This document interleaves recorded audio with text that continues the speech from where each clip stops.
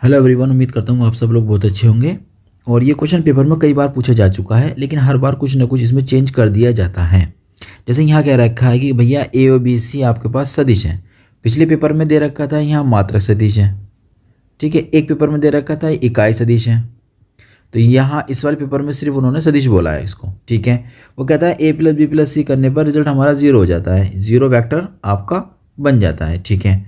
फिर वो कहता है कि A dot B dot C dot A का मान आप ज्ञात कर दीजिए। तो ठीक है, बहुत आसान सवाल है।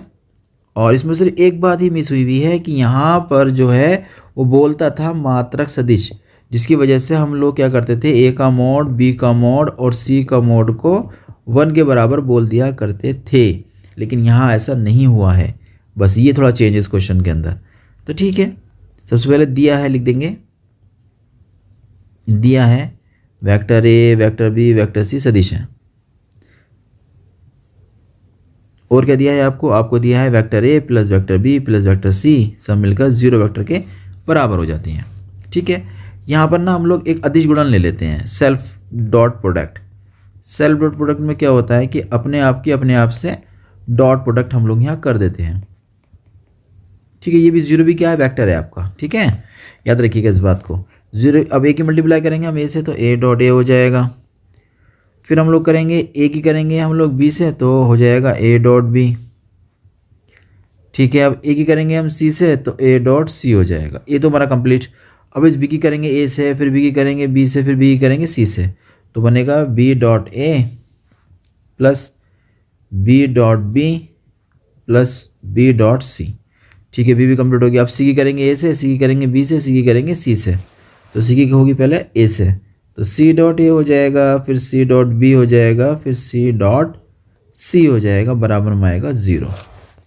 होता क्या है, जैसे सेल्फ डॉट प्रोडक्ट हो गई है, तो इसको हम लिख सकते हैं ए के मोड का स्क्वायर।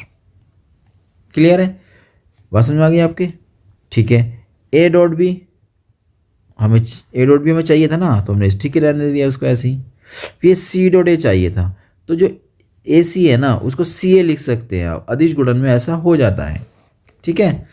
अच्छा, बी डॉट दे रखा है आपको ए, तो हमें चाहिए ए डॉट बी, तो वो भी हमने लिख दिया। बी डॉट बी है, इसका मतलब इसके मोड का स्क्वायर बन जाएगा, ठीक है। बी सी हमारा ऐसे ही आ जाएगा। फिर सी डॉट ए भी हमारा ऐसे ही आ जाएगा। सी बी की जगह हम लोगों को लिखना पड़ेगा बी सी, और फिर सी का मोड है ना भाई, सी है, सी डॉट सी है, तो सी के मोड का स्क्वायर हो जाएगा बराबर जीरो।